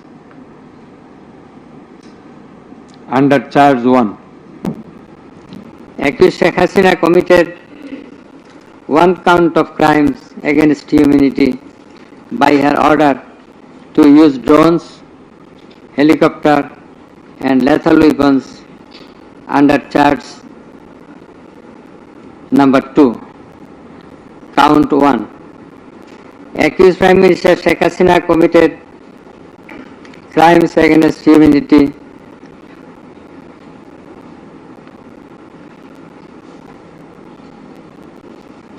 on one count under charge 1.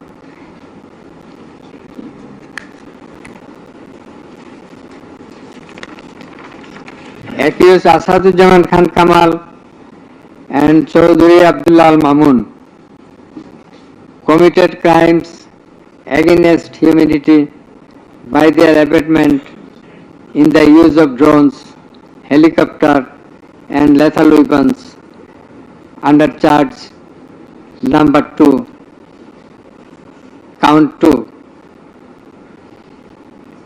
Accused Asaduজ্জামান Kamal and Chaudhary Abdullah Al Mamun committed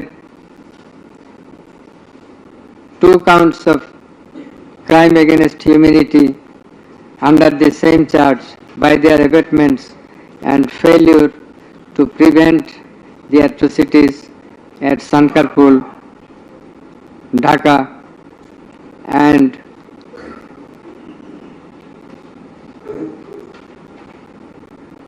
also committed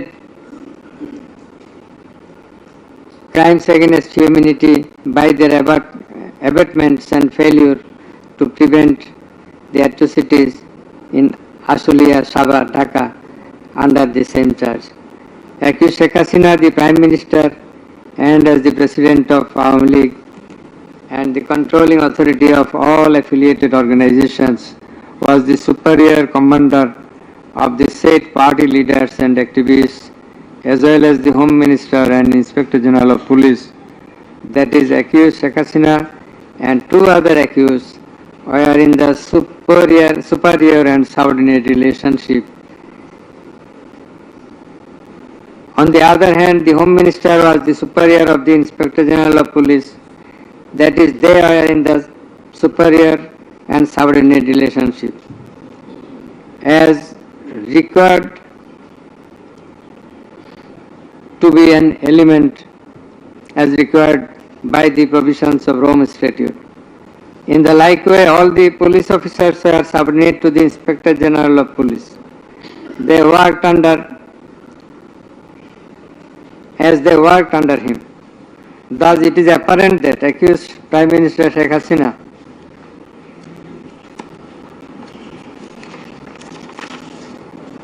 had superior control status over accused Asaduজ্জামান Kamal and accused Chaudhary Abdullah Al Mamun, whereupon it was her responsibility to take measures to prevent the atrocities in question, which continued for about a month.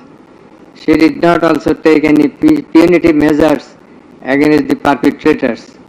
In the like way, Home Minister Asaduজ্জামান Kamal held superior command responsibility over the Inspector General of Police and successive other officers, and as such he had the responsibility, superior command responsibility to prevent all of them from committing the atrocities and for taking punitive measures against the perpetrators.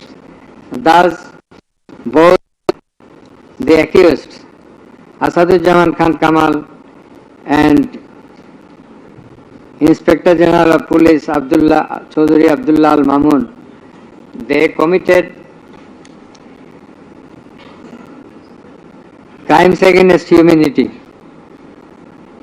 by their abatement, that is facilitation, and their failure to prevent the atrocities committed by their underlings, and hence they are liable to be punished under section 32A, 32G, 32H, 41B and 43 of the International Crimes Tribunals Act. Accused Sheikh Hasina is liable to be punished under section 32A, 32H, 41B and 43 of the International Crimes Tribunals Act 1973. It is obvious from the facts and circumstances delineated herein before that the law enforcers and the activists of ruling party Awami League, as well as its affiliated organizations, targeted the unarmed civilian protesters countrywide and accordingly attacked them. Therefore, in all the discussed atrocities, the elements constituting crime against humanity have been fulfilled. The victim witnesses, the other witnesses and the investigating officer held the accused Prime Minister Sheikh Hasina, accused Home Minister Asaduজ্জামান Khan Kamal and accused Inspector General of Police Chaudhry Abdullah Al Mamun liable for the atrocities. It may be mentioned here that Mr. Chaudhry Abdullah Al Mamun, Inspector General of Police, has been tendered pardon on his application pursuant to Section 15 of the Act with a view to obtaining his evidence. He is supposed to have been directly or indirectly concerned in or privy to any of the crimes specified in Section 3 on condition of his making a full and true disclosure of the whole of the circumstances relative to the crime and to every other person concerned, whether as principal or abettor in the commission thereof. According to subsection 2 and 3 of Section 15, he has been examined as a witness and detained in custody until today.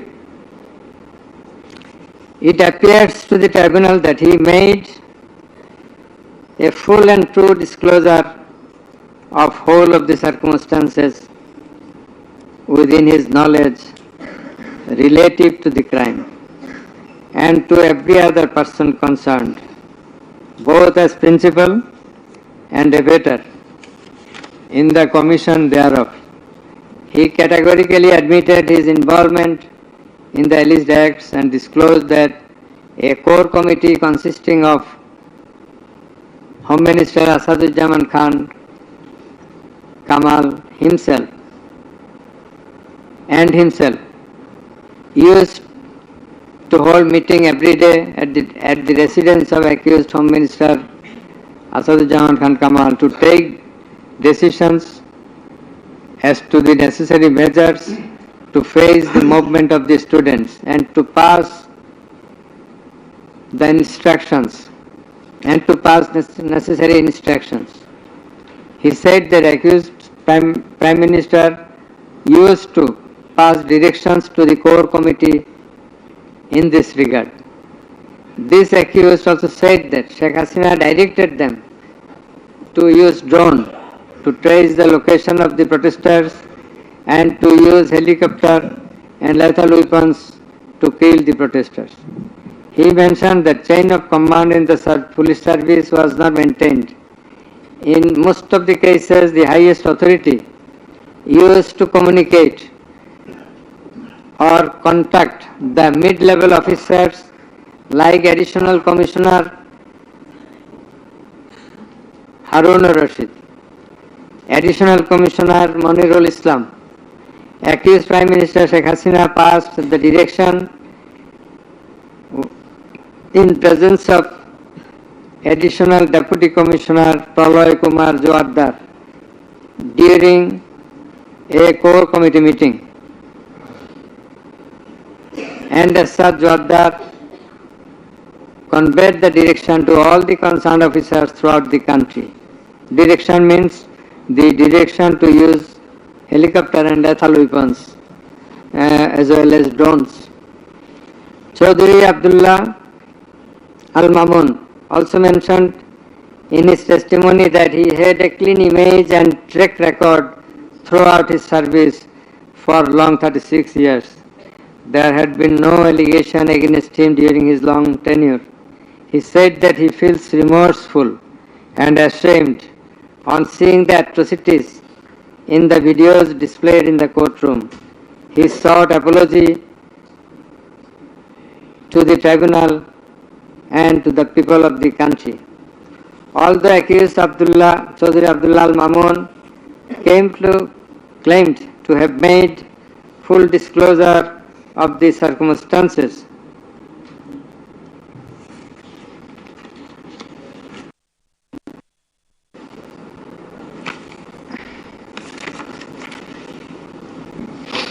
and we do also believe that made a full and true disclosure. But the offences he committed and admitted is punishable with the capital sentence. And as such, in consideration of his disclosure and the gravity of the offences, we do incline to convict him and award him a lenient sentence, which will be declared later on. By the aforesaid acts and omissions, the accused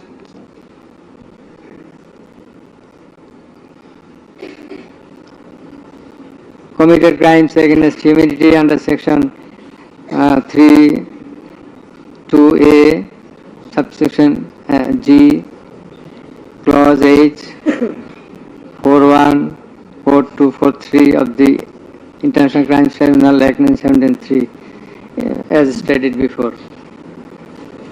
Accused Sheikh Hasina and Asaduজ্জামান Khan Kamal remained in abscondence ab initio, despite the fact that notices and warrants were duly served in their given address according to law. Moreover, they were asked by publishing notice in 2 daily newspapers to appear and contest the case, but they did not turn up.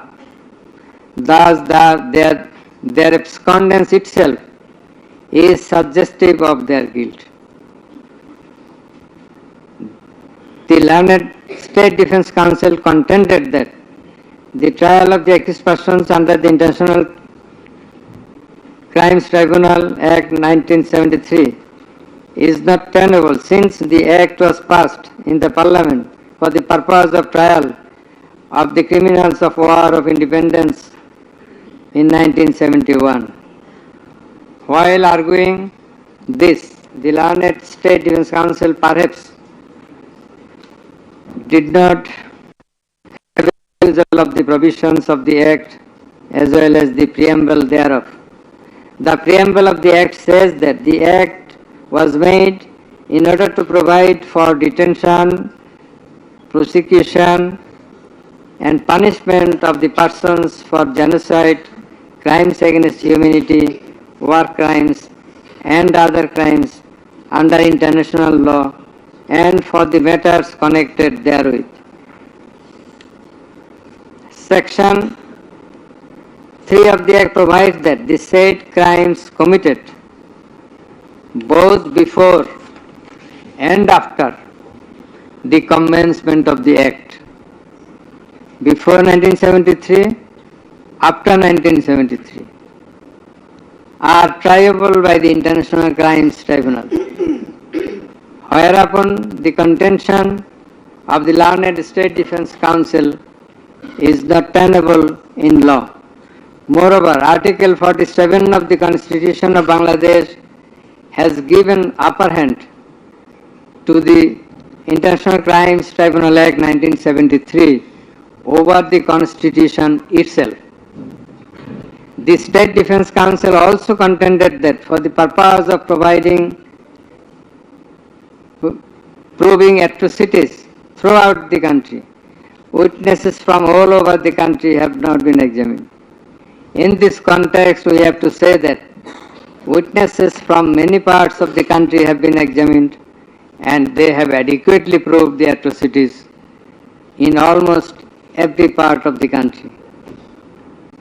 The victims, the family members of the dead and injured protesters, as well as the eyewitnesses, gave their testimony, which are enough for the proof of the charges. Quantity of witnesses is immaterial, while there are a small number of qualitative witnesses. Still, the number of 54 witnesses examined by the prosecution is not small.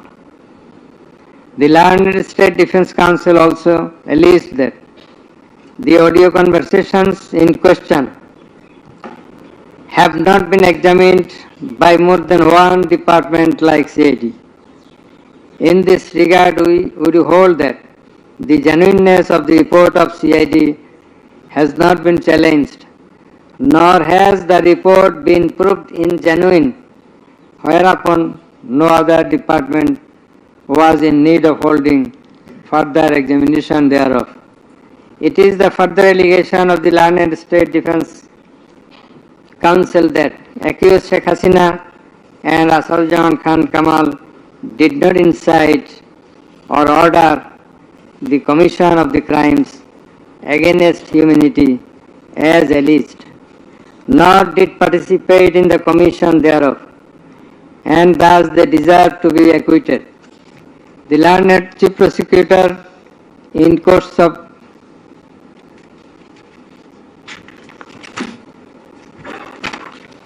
summing up,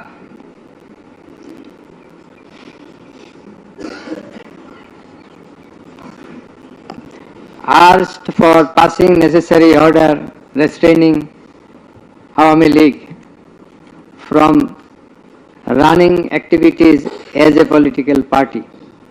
Although the prosecution depicted series of words deeds of Awami League regime in the language of the prosecution, since the achievement of independence of Bangladesh in 1971, the tribunal does not incline to discuss on this point since this is not the issue of the instant case. It has come to the notice of the tribunal that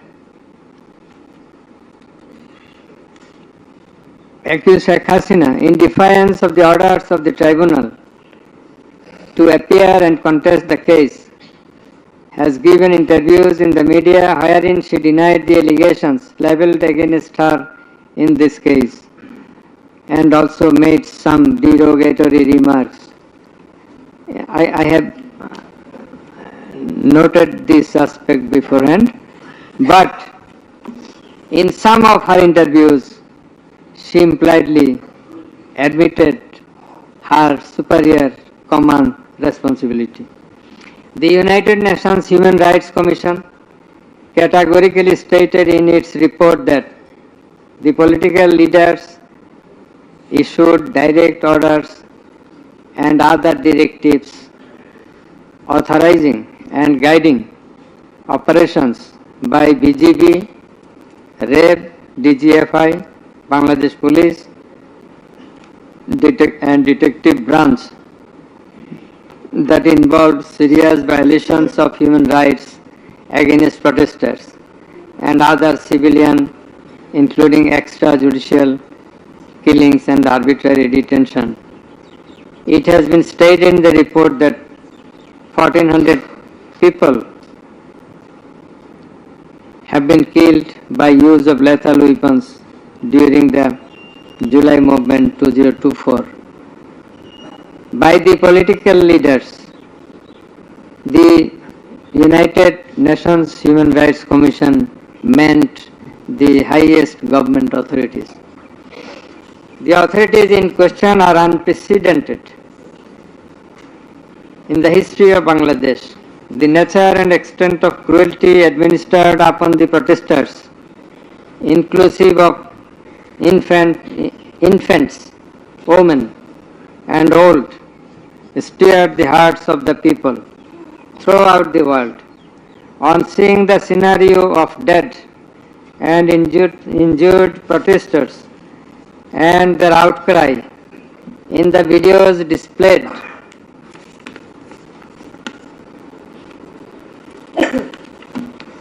in the courtroom, and also seeing the victim witnesses in the courtroom,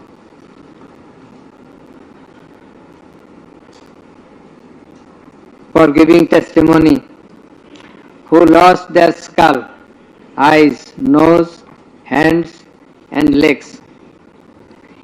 Any human being will fail to be in the normal state of mind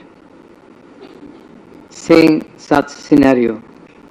Such atrocities must be brought to an end at any cost. Justice must not fail. In view of all the above facts and circumstances and findings, it is hereby ordered that accused Sheikh Hasina be found guilty on 3 counts under charge 1. Count number 1, incitement. Count number 2, order to kill. Count number 3, inaction to prevent the atrocities and failing to take punitive actions against the perpetrators, and thus she is punishable, she is liable to punish under section 3, subsection 1a, section 3, subsection 2, clause G, section 3, subsection 2, clause H, section 4, subsection 1, clause B, and section 4, subsection 3 of the International Crimes Tribunals Act 1973 under the charge number 1. But we do hold that for all these 3 counts of crime against humanity, we do incline to award a single sentence, that is the sentence of imprisonment till natural death for under charge 1. Under charge 2,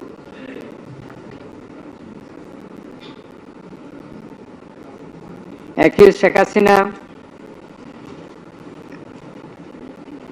is liable on 2 counts. On 1 count, there are several counts.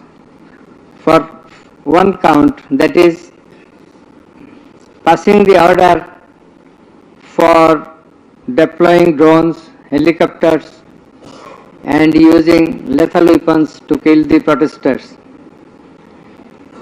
She committed crime against humanity under section 3, subsection 2a and section 4, subsection 1b of the International Crimes Tribunal Act 1973.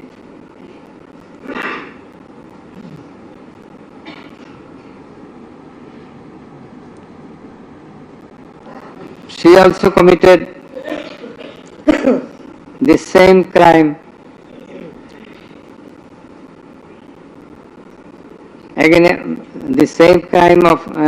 crime against humanity on the second count, killing 6 persons at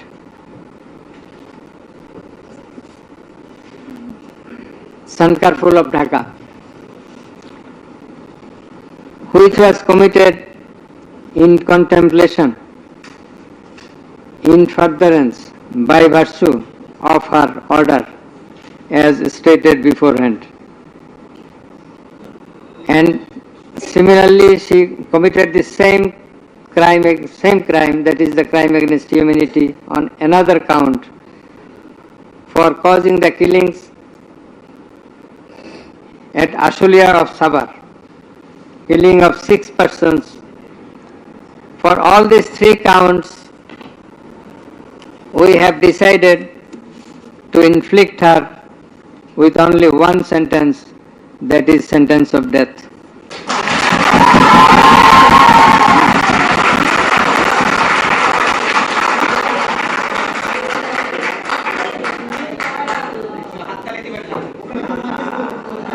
Please.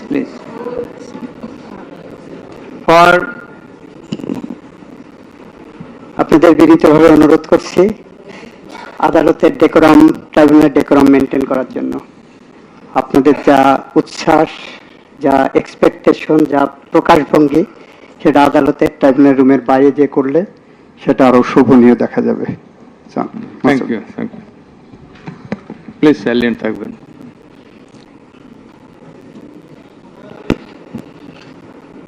Accused Asadujaman Khan Kamal and accused Chaudhary Abdullah Al Mamun. Accused Asadujaman Khan Kamal is liable for committing crime against humanity for the occurrence of killing 6 persons at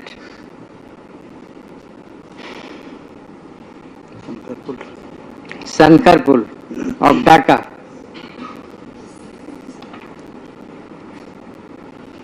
In this occurrence, they are liable for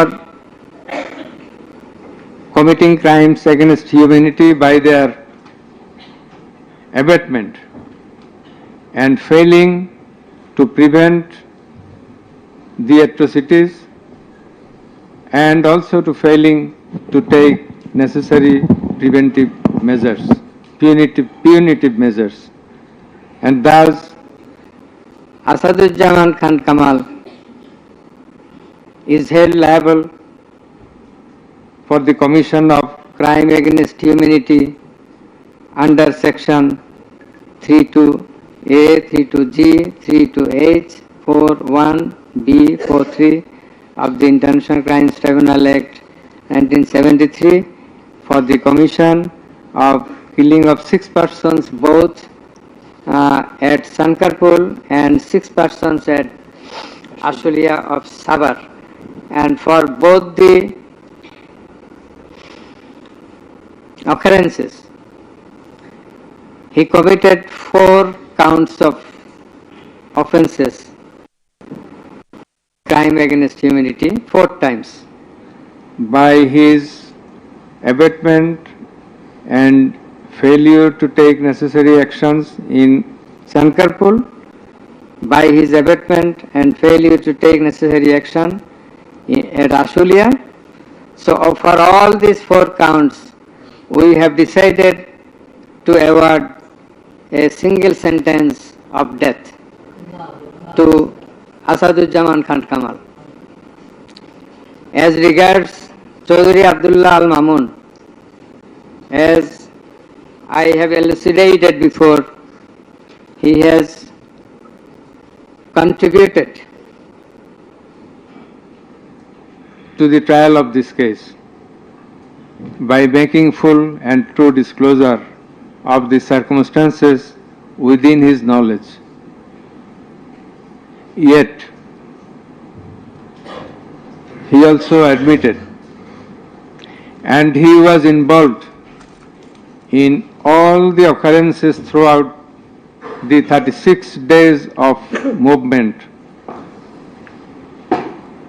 considering both his contributions, his admissions, with the material evidences to the tribunal to arrive at the correct decision, and also in consideration of the gravity of the offense, we are both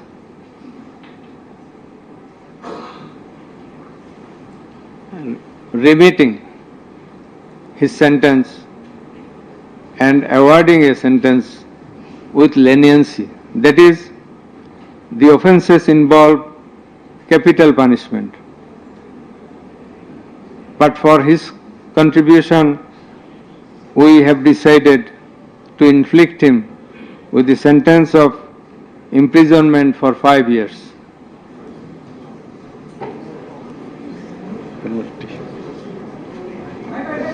The properties of accused Sheikh Hasina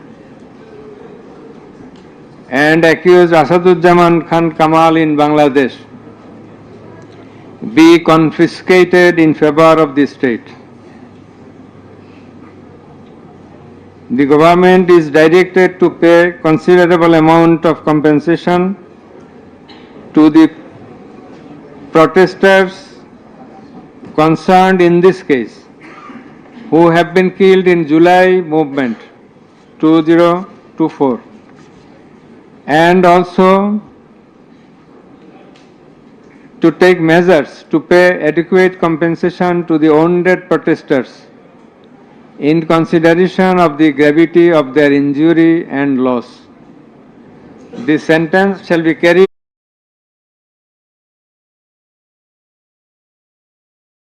Section 3 of the International Crimes Tribunals Act 1973, preferably pursuant to the long-standing practice.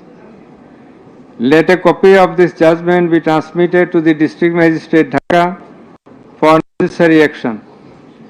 Let copy of the judgment be supplied to accused Chaudhry Abdullah Al Mamun according to law. The absconding accused will not get any copy at the moment. So thank you all very much. দিয়ে দিলেন